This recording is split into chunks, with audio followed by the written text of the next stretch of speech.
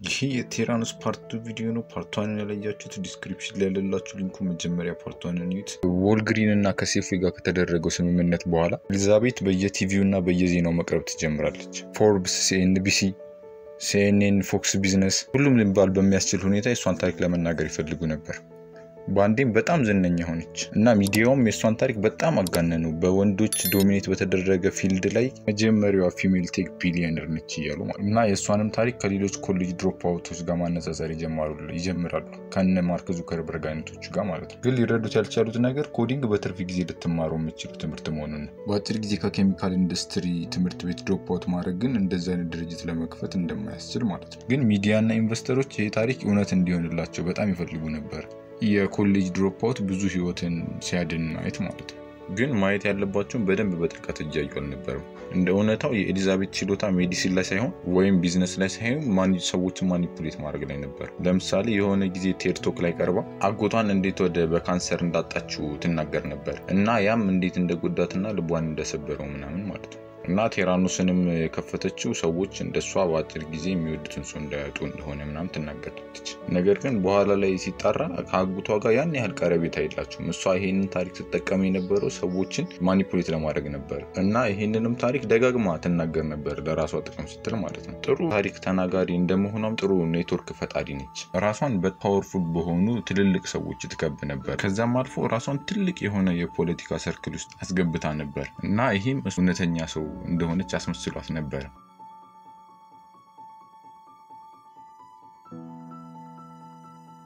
በዚህ ማማካኝነት በጣም ትልልቅ ስም ያላቸውን ሰዎች በቦርድ ሜምበሯ ውስጥ ማካተት ትችላለች። እንደ ሄነሪ ኪሲንጀር ወይም የዩኤስ ሴክሬታሪ ዲፌንስ የነበረውን ሰውዬ ጄምስ ማቲስ የሚባለውን ሰውዬ እና እንደዚህ አይነት ትልልቅ ስም ያላቸው ሰዎች በቦርድ ውስጥ መኖራቸው ሰዎች እሷን እንዳይጠራጠሯት አድርጎ ነበር። ግን ሰዎች ያላጣሩት ነገር ቦርድ ሜምበር ላይ ያሉት ሰዎች ያን ያህል ስለ ብለድ ሳይንስ እውቀት እንደሌላቸው። ትልልቅ ስም ያላቸው ሰዎች ቴራኖስ ላይ ኢንቨስት ባደረጉ ቁጥር ወደ ድርጅቷ የሚመጣው ጥያቄ በዛው ልክ ይቀንሳል ማለት ነው። እና አዳዲስ የሚመጡት ኢንቨስተሮች ደግሞ የበፊቶቹን እያዩ ስለሆነ የሚመጡት ተጠራጣሪያቸውን በዛው ልክ ይቀንሳል እንደማለት ነው። እውነታው ግን በኤሊዛቤት ተታለዋል። ውሸቷን አሳምናቸዋለች። ኢንቨስተሮችም ደግሞ እውነት እንዲሆን ፈልገዋል። ምክንያቱም አንዳንድ ኢንቨስተሮች በትንሹም ቢሆን የተወሰነ ነገር ማሽኑ እንደሚሰራ አይተዋል። ግን ኤሊዛቤት ለዛ ተዘጋጅታበት ነበር። እሱንም የምታደርገው እንዴት ነው? ፋይዘር የሚባለውን ትልቁን የአሜሪካ መድኃኒት አምራች ድርጅት ስም ከቴራኖስ ወረቀቶች ጋር ስሞች ጋር አብራት አያይዝ ነበር በእያንዳንዱ ፕሬዘንቴሽኗ ላይ ማለት ነው። ይሄንን ነገር ፋይዘር አፕሩቭ እንዳደረገው ምናምን። ግን እውነታው ውሸት ነበር። እነሱ ይሄን አላረጋገጡም እና ከጆን ሆፕኪንስ ሜዲካል ስኩል የሷን ቴክኖሎጂ እንደተቀበለው ሪፖርት አቅርባ ነበር። ግን ትክክለኛው ሪፖርት ምንድነው የሚለው? ጆን ሆፕኪንስ ዩኒቨርሲቲ ዲቫይሱን እንዳየው እንጂ እንደሚሰራ አላረጋገጠም እና ይሄም እንደዚህ በፌክ የምታቀርባቸው ሪፖርቶች እውነት ይመስሉ ነበር ለኢንቨስተሮች። እና ከዚህ በኋላ ነው ነገሮች ይበልጥ ኢንተረስቲንግ እየሆኑ የሚመጡት። ሰዎች ስለ ኤሊዛቤት ሲያወሩ ሁሌ ይሄ የስካመር ታሪክ እንደሆነ ነው የሚናገሩ። ግን እውነታው የሷ ድርቅ ማለትና ዲሉዥናል መሆን ነው። በስተመጨረሻ በምንም አይነት ሁኔታ ይሄ ማሽን እንደሚሰራ ታምን ነበር ኤሊዛቤት ማለት ነው። እሷ የምታስበው የምትናገረው ውሸት ምናምን ችግር እንደሌለው፣ ምክንያቱም በስተመጨረሻ ማሽኑ እንደሚሰራ እርግጠኛ ስለሆነች ማለት ነው። እና ለመጀመሪያ ጊዜ የቴራኖስ ዌብሳይት ሲለቀቅ በጣም ብዙ ነገሮች እንዲቀየሩ አድርጋ ነበር።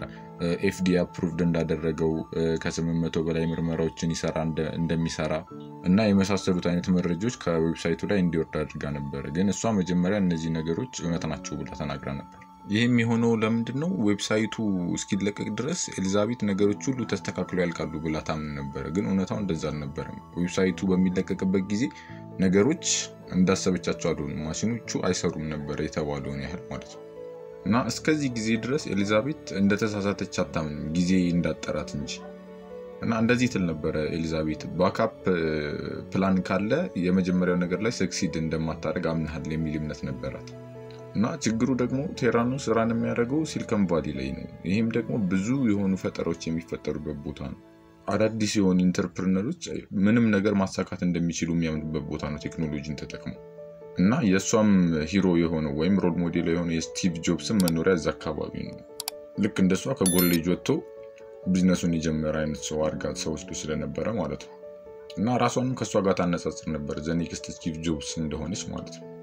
ነገረ ስራዋ ሁሉ እንደሱ ነው። እንደሱ ትለብሳለች፣ እንደሱ አክት ታደርጋለች። በቃ በአጠቃላይ እሱን ለመምሰል ነበር የምሞክረው እና ሚዲያውም ይሄን አይቶ ዘ ፊሜል ስቲቭ ጃብስ የሚል ስም ሰጥቷታል እና ይሄ ነገርም እሷ ተመችቶታል በጣም እና ይሄም ነገር ስለተመቻት ከስቲቭ ጆብስ ጋር አብረው ይሰሩ የነበሩ የአፕል ሰራተኞችን ትቀጥር ነበር ወደ እሷ ድርጅት። ሁሉንም ነገር እንደነሱ ማድረግ ትጀምራለች። የነሱን ማርኬት ስትራቴጂ ትጠቀማለች። በቃ ኦልሞስት ከአፕል ጋር ተመሳሳይ የሆነ የስራ ኢንቫይሮንመንት ለመፍጠር ነበር የምሞክረው። እሷም የምትለው የቴራኖስ ደም መመርመሪያ የሜዲሲኑ አይፖድ ነው ብላ ትናገር ነበር እና ይህንንም ለማሳካት ከእውነታ የራቁ ነገሮችን ታደርግ ነበር። መሳሪያውን ይበልጥ ከጊዜ ወደ ጊዜ ታሳንሷለች፣ ትንሽ እንዲሆን ታደርጓለች እና ይህም ደግሞ የሳይንቲስቶቹን ስራ በጣም አክብዶታል። መጀመሪያም ስራው ከባድ ነበረ፣ ግን ይህም በምትላቸው ጊዜ ደግሞ ይበልጥ እየከበደ መጣ እና ስቲቭ ጆብስ ምን ያደርጋል አንዳንዴ በጣም በአጭር ጊዜ ነገሮች ደን እንዲያልቁለት በጣም አጭር ጊዜ ነበር የሚሰጣቸው ለሰራተኞቹ እና እሷም ይህንን ማድረግ ትጀምራለች። ግን እውነታውን እንዳሰበችው ሳይሆን ሲቀር መዋሸት ትጀምራለች ለኢንቨስተሮች ማለት ነው። የተሳሳተ መረጃ ታቀርባለች፣ የውሸት የሆኑ መረጃዎችን ታወጣለች የመሳሰሉት። ለምሳሌ የሆነ ጊዜ ላይ ከ100 ሺዎች በላይ የሆኑ ምርመራዎች በኤዲሰን በሚባለው ማሽን እንደተደረጉ፣ ግን ያልተናገረችው ነገር ምንድነው እነዛ ምርመራዎች የሚፈለገውን ውጤት እንዳላመጡ። ይሄ ሁሉ ውሸቷ መዋሸቷ ሳይንስ የሆነ ጊዜ ላይ ደግሞ ድምጿ ሁላ ፌክ ነው ለማኒፑሌሽን የምትጠቀምበት ማለት ነው እና ሰራተኞች ነው ይሄንን የሚያውቁት። በጣም ደስ ሲላት ወይም ስትሰክር ኖርማል የሆነው ይሄ ወፍራሙ ድምጿ ይቀየራል፣ ወደ ኖርማል ድምጿ ይመለሳል። Excited about in the context of the ability to integrate multiple methods onto a single platform for the first time. We know there's a lot of questions about the past and እና ውሸቱም እንደቀጠለ የሆነ ጊዜ አሜሪካኑ ፕሬዚዳንት ጆ ባይደን የነሱ ድርጅት ለመጎብኘት ሲመጣ ፌክ የሆነ ላብ አዘጋጅተው ጠብቀውት ነበር ለሱ ለማሳየት ማለት ነው እና ለሱም የነገሩት ይሄ ላብ ፉሊ አውቶሜትድ እንደሆነ በራሱ እንደሚሰራ ነበር። ግን በሚገርም ሁኔታ ጭራሽ አይሰራም ነበር ላብ እና እሱም ምንም የሚያውቀው ነገር ስለሌለ እንደዚህ ብሎ ነበር የገለጸው የወደፊቱ ላብራቶሪ እና ደግሞ እሷንም በጣም ኢንስፓየር የምታደርግ ሰው ነች ብሎ ነበር የገለጻት። ብዙ ቦታ ትጣራለች እንደ ሃርቫርድ ሜዲካል ስኩል ምናምን የመሳሰሉት አካባቢ ማለት ነው እና የሆነ ጊዜ ልክ እንደ አሜሪካን ፕሬዚዳንቶች ነበር የእሷንም ቢሮ የሚያሳደሰችው። በጣም ውድ በሆኑ ቡሌት ፕሩፍ በሆኑ መስታወቶች ነበር ያሳጠረችው ምናምን። ግን በሚገርም ሁኔታ ለመጀመሪያ ጊዜ ስቲቭ ጆብስ ራሱ ለመጀመሪያ አይፎን ሲያስተዋውቅ እዛ ሾው ላይ አልሰራም ነበር በትክክል አይፎን ቶሎ ክራሽ ያደርጉ ነበር እና እሱም ወደ ተለያዩ ብዙ ወደ ሆኑ ፕሮቶታይፖች እየቀያየረ ቼክ ያደርግ ነበር ነገሮች መስራታቸውን ማለት ነው ላይቭ የሆነው ንግግሩ ላይ እና ነገሮች ባሰቡት መንገድ እየሄዱላቸው እንደሆነ እሱ ራሱ አስመስሎ ነበር የዛ ንግግሩ ላይ እና ኤሊዛቤትም ይሄንን ነው ደግማ ልታደርግ የሞከረችው። ሁሉም ነገር በትክክል እየሰራ እንደሆነና ከጊዜ በኋላ ሳይንሱ እሷ የምትለው ነገር ላይ እንደሚደርስ ታምን ነበር። በአሳዛኝ ሁኔታ ግን እንደዛ አልሆነም። ችግሩ ማስመሰሉ ስልክና የሜዲካል ዲቫይስ ላይ ሲሆን አንድ አይደለም። ልክ ያለውን የምርመራ ውጤቶችን ለታካሚዎች እንዲላኩ ታድርግ ነበር ነገሮች እውነት እንደሆኑ ለማስመሰል። በዚህ ምክንያት ብዙ ሰዎችን ላይፍ አደጋ ላይ ጥላለች ለራሷ ጥቅም ስትል። የኤሊዛቤትን ታሪክ ሁሉም ሰው አላመነም። ከወልግሪን ጋር በተደረገው ስምምነት የሆነ ሰውዬ ተቀጥሮ ነበር ምርመራ እንዲያደርግ ኢንተር የሚባል ሰውዬ ማለት ነው እና ባደረገውና ባያቸው ነገሮች ኤሊዛቤትን አያምናትም ነበር። በጣም ሁሌም ለነገሮች ምክንያት ታበዛለች እና የደም ምርመራዎችን ከሌሎች ማሽን ጋር ለማነጻጸር ሲሞክር ሰበብ ትፈልግና ወሬውን ታስቀይራለች። ለራሱ ወልግሪን ለሚባለው ድርጅት ይሄንን ነገር ሲናገር እንደሌሎች ሰራተኞች ላይ ያሉት አለቆች በኤሊዛቤት በጣም ይተማመኑ ስለነበረ እሱን አያምኑትም ነበር። ምክንያቱም እነሱ የሚያዩት ከኋላ ያሉትን ኢንቨስተሮች ነው እና እነሱም የሚያስቡት እንዴት ነው ይሄ ሁሉ ታዋቂ ትልልቅ ሀብታም የሆኑ ሰዎች ከኋላ ሆነው እንዴት ውሸት ሊሆን ይችላል ብለው ያምኑ ነበር የሱ አለቆች እና ወልግሪን እንደዚህ ከሆነ በጣም ገንዘብ ሊያስገኝ ከሚችል ዲል መውጣት አይፈልጉም ነበር። ምክንያቱም ቴራኖስ ከተሳካለት የነሱ በጣም ትልቅ የሆነው ተቀናቃኛቸው ስለሚሆን ማለት ነው እና አንዳንድ ሰዎች የምርም ጥርጣሬ ቢኖራቸውም ግን ውሸት እንደሆነ በምንም መንገድ ሊያረጋግጡ አልቻሉም። ምክንያቱም ነገሮች ሁሉ በዛ ድርጅት ውስጥ በጣም በሚስጥር ይያዙ ስለነበር እና ይሄን መረጃ ያላቸው ሰዎች እነማን ናቸው? የዛ ድርጅት ሰራተኞችና ከዛ ድርጅት የተባረሩ ሰራተኞች ብቻ ናቸው እና እነሱም ሲወጡ ነን ዲስክሎዘር አግሪመንት እንዲፈርሙ ስለሚደረጉና ትልልቅ የሆነ ህግ ክስ ሊመጣብን ይችላል ብሎ ስለሚፈሩ ያን ነገር አውጥተው አይናገሩ። ብዙዎቹ ሊናገሩ ፈልጓል። በ2012 የሆነ ሰው ፖስት አድርጎ ነበር ስለ ባዮቴክ ስለሆነ ኦርጋናይዜሽን በውሸትና በፍርሃት ስለተተበተበ ድርጅት። ያው ላለመከሰስ ምናምን የድርጅቱን ትክክለኛ ስም አልተናገሩም ይሄ ሰውዬ። ግን እዛ ጽሁፍ ላይ ምንድነው የሚለው የድርጅቱ ሲኢኦ ሁሉም ሰው እንዴት እንዲዋሹ ታስተምራቸው ታሰልጥናቸው እንደነበረ ምናምን ይናገር ነበር ያ ጽሁፍ። እና እንደዚህ አይነት ህግ እና እንደዚህ አይነት መረጃ እንዳይወጣባት ብዙ ጊዜ የራሷን ጓደኞችና የቅርብ ሰዎቿን ነበረ ኤሊዛቤት ትቀጥር የነበረው። ይሄም እሷ ከስኪል ይልቅ ባላ የጭፍን እምነት በሷ በሚያምኑ ሰዎች ራሷን ለመክበብ ማለት ውሸቷ እንዳይጋለጥባት። ግን የሆነ ቀን ሁሉም ነገሮች ተቀየሩ። አንድ የዎል ስትሪት ጆርናሊስት ጆን ኬሪያው የሚባል የሆነ መረጃ ይደርሷል ቴራኖስ እየዋሸ እንደሆነ ስለ ሁሉም ነገር ማለት እና እዚህ ጋር ነው የጆን ምርመራ የጀመረው በቴራኖስ ላይ። እና ይሄም ለኤሊዛቤት የመጀመሪያው መጨረሻ ሆነ። ከቴራኖስ የተባረሩ ሰራተኞችን ያፈላልግና ስለ ቴራኖስ ይጠይቃቸው ነበር። ግን እነሱ ለሱ ይሄንን መናገር ይፈሩ ነበር፣ ምክንያቱም የፈረሙት ዶክመንት ስላለ ማለት ነው ስለ ድርጅቱ መጥፎ ነገር ላለመናገር። እና ግን አብዛኞቹ መናገር ይፈልጉ ነበር። ይሄም ደግሞ ለጋዜጠኛው ጠቅሞታል። እና የሚያውቁትንም ነገሩት ማለት ነው ለዚህ ጋዜጠኛ። እና ሆስፒታል ምናምን ሄዶ ዶክተሮችንም አናገረና ዶክተሮቹም አንዳንዴ በጣም ያልተለመደ አይነት ውጤት እንደሚደርሳቸው ነገሩት በቴራኖስ ማሽን አማካኝነት። እና እነዚህንም ነገሮች ይገጣጥምና የኤሊዛቤትን ውሸት ይደርስበታል ይሄ ጋዜጠኛ። እና ኤሊዛቤት ይሄንንም ደርሳበታለች። ይሄ ጋዜጠኛ ስለሷ ድርጅት እየመረመረ እንደሆነ ምክንያቱም የራሷን የሆነ የግል መርማሪ ቀጥራ ማለት ነው የበፊት የቴራኖስን ሰራተኞች እንዲከታተል። እና ይሄ የውሸት ታሪክም በዎል ስትሪት ጆርናል ላይ እንደሚታተም ባወቀች ጊዜ የጋዜጣውን ኃላፊ ይሄኛው ታሪክ እንዳይታተም ለምነው ነበር። እና እሱም ያላት በዚህ ነገር ውስጥ እጁን ማስገባት እንደማይፈልግ ነው የነገራት። ግን ሁለት የቴራኖስ ሰራተኛ የነበሩት ታይለር እና ኤሪካ ቸንግ የሚባሉት ሰራተኞች ጆን ምርመራውን በሚመረምርበት ጊዜ ነገሮች እንዲገጣጠሙለት በጣም ረድተውታል። ያንን ሁሉ የህግ ክስ ተላልፈው እውነታው ላይ እንዲደርስ ረድተውታል።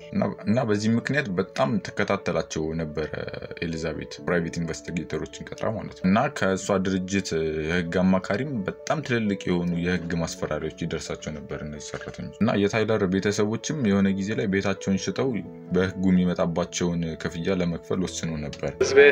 Tells me that you've been giving trade secrets away to the Wall Street Journal, and if this story gets published, that essentially your career will be ruined. But there's a one-page confidentiality agreement you can sign to just make it all go away.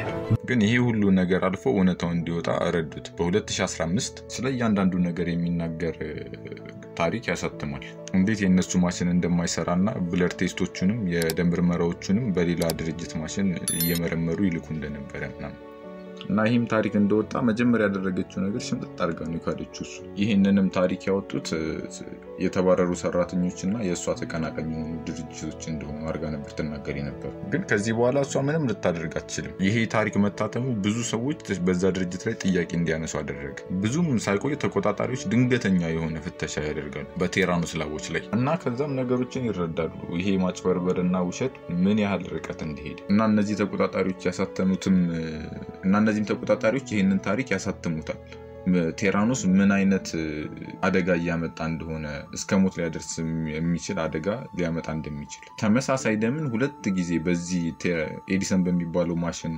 ቢደረግ ሁለት ጊዜ የተለያየ የደም ምርመራ ውጤት እንደሚሰጥ ማለት ነው። እና ማሽኖቹም የጥራት ማረጋገጫቸውን ማለፍ እንዳልቻሉ እና ውጤቶችም በስራ ላይ ካሉት ማሽኖች ጋር እጅግ በጣም የተለየ እንደሆነ እና ይሄም ያረጋገጠው ቴራኖስ በጣም ትልቅ የሚባል አጭበርባሪ ድርጅት እንደሆነ በ9 ቢሊዮን ዶላር በውሸትና በማጭበርበር ላይ የተገነባ ድርጅት እንደሆነ ማለት። በ2018 ቴራኖስ ሙሉ ለሙሉ ይዘጋል።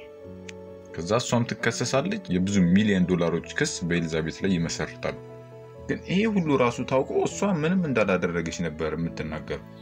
እና ክሷም ብዙ ጊዜ ይራዘም ነበር መጀመሪያ ላይ በኮቪድ ምክንያት። ከዛ በኋላ ደግሞ ኤሊዛቤት እርጉዝ ስለሆነች እና አንዳንድ ሰዎች እንደሚናገሩት ይሄንን ክስ ለማራዘም ሆን ብላ ነው እሷ ያረገዘችው ብለው ይናገሩ ነበር። እና ይሄም ሲሆን ኤሊዛቤት ሳኒ ከሚባለው ቦይፍሬንዷ ጋር ትፋታና ሁሉንም ነገር በሱ ለማላከክ ትሞክራለች። የአሜሪካ ፓፓራዚዎች ከሌላ ሰው ጋር አሁን ደስተኛ እንደሆነች ምናምን የፎቶ እያነሱ ይለቁ ነበር። እና እሷም በጣም ምንም እንዳልተፈጠረ ሀብታም በሚባሉ መንደሮች ውስጥ ትኖር እንደነበረ ምናምን የመሳሰሉትን ነገሮች። በ2021 የሷ ክስ ይጀምራል ከብዙ ጊዜ መራዘም በኋላ። እና ይሄም ክስ ሊያረጋግጥ የሞከረው ነገር ምንድነው ኤሊዛቤት የምርም እየተቸገረች ነገሮች እንዲሰሩላት እየተቸገረች ያለች ኢንተርፕረነር ነች ወይስ ሆን ብላ አስባበት ለማጭበርበር ነው ይሄን ነገር ያደረገችው የሚለውን ነበር። እና ፍርድ ቤቱም የድሮ ሰራተኞችን የመሳሰሉት ከዚህ ነገር ጋር ግንኙነት ያላቸውን ሰዎች ሁሉ ቃል ይቀበላል። ስለ ማሽኖቹ በውሸት ተፈራረምኩ ስለምትላቸው ውሎች እና የመሳሰሉት። ልክ የኤሊዛቤት ቃል በምትሰጥበት ጊዜ ግን እሷ ማድረግ የጀመረችው ሁሉንም ነበር መውቀስ የጀመረችው ከሷ ውጭ የቦርድ ሜምበሮቿን ሰራተኞቿን የመሳሰሉትን ማለት ነው። ግን በጣም ተወቅስ የነበረው የበፊት ቦይፍሬንዷ የነበረው ሰኒ ነበር። እና እሷም የተናገረችው አቢዩዝ ያደርጋት እንደነበርና ለነገሮች መፈጠር የሱ ኃላፊነት እንደሆነ ወይም የሱ ጥፋት እንደሆነ እና የሁሉንም ቃል ከሰማ በኋላ ፍርድ ቤቱ ፍርዱን ይሰጣል። እና ኤሊዛቤትም በጣም ትልቅ የሚባለውን ጠበቃ ነበር ቀጥራ ነበር። ይሄም ለጥብቅና ብቻ ወደ $10 ሚሊዮን የሚያህል ገንዘብ አስከፍሏታል። ግን ይህን ሁሉ ነገር አድርጋ ራሱ እሷን ከጥፋተኝነት አላደናትም። በአራት ማጭበርበሮች ተከሳለች እና እያንዳንዱ ደግሞ 20 ዓመት የሚያስቀጡ ናቸው። እና እሷም የዚህን ነገር ተቃውሞ እንደምታስገባ ነበረ። ግን አብዛኞቹ ባለሙያዎች የሚሉት የማይቀርላት ነገር ነው እስሩ የሚቀርላት አይመስልም። እና ከዛም በኋላ ደግሞ $500,000 እንደ ቅጣት ተፈርዶባታል። እና እነዛ እውነቱን ላጋለጡት ሰራተኞች ደፍሮ ባያጋልጡ ኖሮ የቴራኖስ ጥፋት ከዚህም በላይ ሊሆን ይችል ነበር። እና ይሄ ሁሉ ነገር ከተፈጠረ በኋላ በኢያን ጊቦንስ በሚባለው ሰውዬ ላይ የተፈጠረው ነገር ነው በጣም የሚያስገርመው። እሱም የመጀመሪያው ኤክስፒሪየንስድ የሆነ ሳይንቲስት ነው በቴራኖስ ውስጥ ከተቀጠሩት ማለት ነው። ለብዙ ዓመት የኬሚስትሪውን ቲም ሲመራ የነበረ ሰው ነው። ለ10 ዓመት ምናምን የሚያክል እዛ ድርጅት ውስጥ ሰርቶ ነበር። እና ቴራኖስ ዲቨሎፕ ላደረጋቸው ፓተንቶች ራሱ አብዛኛውን ድርሻ የሚወስደው ይሄ ሰውዬ።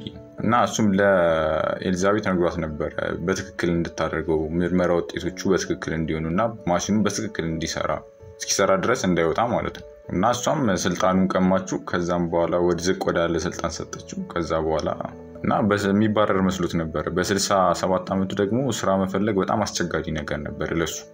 እና በቀሪ ህይወቱ ምን ማድረግ እንደሚችል አያውቅም ነበር። እና በጣም ድብርት ውስጥ ዲፕሬሽን ውስጥ ይገባል። ከዛ በጣም መጠጣት ይጀምራል ይሄ ሰውዬ። የፓተንት ክስ ነበርና ቃለ መጠየቅ ከመስጠቱ በፊት በጣም ብዙ መድኃኒቶችን በመጠቀም ሚስቱ ሞቶ ታገኘዋለች። እና ሞቱም ለሰራተኞች አልተነገረም ነበር በዛ ሰዓት። ሚስቱም ኤሊዛቤትን ኮንታክት ልታደርጋት ፈልጋ ነበር፣ ግን ኤሊዛቤት ስልኳን አታነሳም ነበር። እና እሷም ያደረገችው ነገር ደብዳቤ ነው ለሚስቱ የጻፈችላት የዚህን ሰውዬ ላፕቶፕ እና ስልክ ማለት ነው። ምክንያቱም የድርጅት መረጃ ይዟል በሚል ማለት ነው። እና ይህንን ሁሉ ሰው አጭበርብራ። ግን ከመነሻው ሰዎች ሊያዩት የሚችሉት አንድ ትልቅ ምልክት ነበረ።